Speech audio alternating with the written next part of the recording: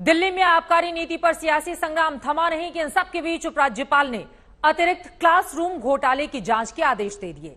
घोटालों के इन आरोपों को आम आदमी पार्टी अब गुजरात चुनाव से जुड़ा हुआ बता रही है और इन आरोपों के पीछे बीजेपी की साजिश का आरोप लगा रही है।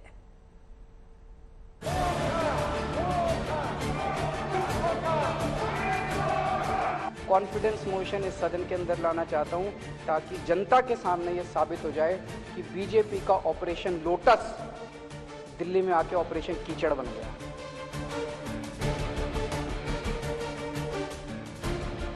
दिल्ली में घोटालों के आरोपों की नई किस्त जारी हो रही है और इसे लेकर सियासी लड़ाई दिनों दिन तेज हो रही है। केजरीवाल इन आरोपों को बड़ी साजिश बता रहे हैं। आप पर लगातार हो रहे हमलों को गुजरात चुनाव से जुड़ा बता रहे हैं। तो सब कह रहे हैं ये गुजरात की वजह से हो रहा है। गुजरात में जैसे जैसे हमारा ग्राफ बढ़ता जा रहा है, पागलपन छाया हुआ गुजरात में। लोग दुखी हो चुके हैं इन लोगों से। जहां जाते हैं हर गांव, पूरे के पूरे गांव आम आदमी पार्टी के साथ जोड़ते जा रहे हैं गुजरात। किसी ने सोचा नहीं था।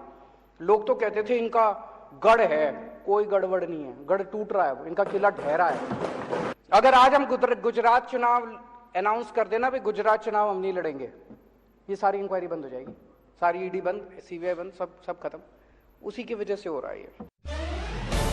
दरअसल दिल्ली में आबकारी नीति पर छिड़ी जंग के बीच अब उपराज्यपाल ने क्लासरूम घोटाले की जांच की सिफारिश कर दी है, जिसमें 500 करोड़ के हेरफेर का आरोप लगा है।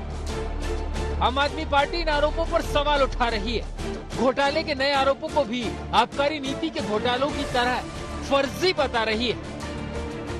एलजी साहब ने अब स्कूलों पे भी इंक्वायरी शुरू कर दी। तो कह रहे हैं भाई स्कूलों के बेसिकली तो रोकना है, स्कूल रुक जाएं, अस्पताल रुक जाएं, जितने अच्छे काम हो रहे हैं वो रुक जाएं। जनता को तकलीफ हो रही है। शिक्षा मंत्री सिसोदिया पर क्लासरूम घोटालों पर सफाई दे रहे हैं। बिल्डिंग, स्कूल और क्लासरूम का हिसाब दे रहे हैं। कहते हैं ना क्या बनवाया 700 नई स्कूल बिल्डिंग्स आज केवल 2015 से लेकर आज तक खड़ी हुई हैं। और ये बिल्डिंग्स नहीं खड़ी, चार दीवारी नहीं खड़ी, बच्चे पढ़ रहे हैं, उसमें बच्चों का भविष्य बन रहा है। दरअसल दिल्ली सरकार के स्कूलों में नए क्लासरूम बनाने को लेकर अनियमितता के आरोप लगाए जा रहे हैं। आरोप है कि दिल्ली में बिना टेंडर किए एक्स्ट्रा क्लासरूम्स बनाने की लागत 90% तक बढ़ा दी गई। टेंडर के वक्त जो बजट था उससे अवैध रूप से 17% से 90% तक बढ़ाया गया है। 500 करोड़ रुपए का अतिरिक्त खर्च बिना टेंडर के मंजूर कर दिया गया है। घोटाले की जांच के नए आदेश के बाद बीजेपी केजरीवाल सरकार पर वार कर रही है। आम आदमी पार्टी की ईमानदारी के दावों पर सवाल कर रही है। हर चौराहे पे, हर अखबार की कटिंग के साथ अगर बहस हो रही है तो ये बहस हो रही है कि जो व्यक्ति स्वराज की बात किया था अब वो अपराध राज में चल रहा है। वहीं केजरीवाल आरोप लगा रहे हैं कि सत्येंद्र जैन को झूठे केस में फंसाने के बाद अब बीजेपी मनीष सिसोदिया के पीछे पड़ी है। करोड़ों रुपए के साथ आप विधायकों को खरीदने की तैयारी कर रही है। मेरे पास अभी तक 12 एमएलए आ चुके हैं। एक एमएलए को आके कहते हैं भाई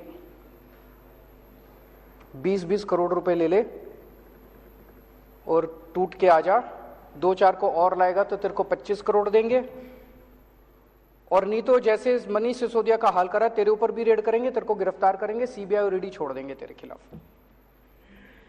भाई साहब सलाम करता हूं आप सबको, कोई नहीं टूटा, एक भी नहीं तोड़ पाई अभी तक। शराब घोटाले पर जारी सियासी संग्राम के बीच केजरीवाल सरकार ने एक दिन का विशेष विधानसभा सत्र बुलाया।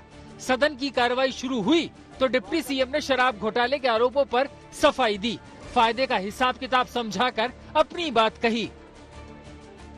अगर कोई बोतल 750 रुपए की मिलती थी पुरानी एक्साइज पॉलिसी में, तो नई एक्साइज पॉलिसी में वो भी 750 की मिल रही है। अगर 450 की मिलती थी तो 450 की मिल रही है, 1000 रुपए की मिलती थी तो 1000 रुपए की मिल रही है।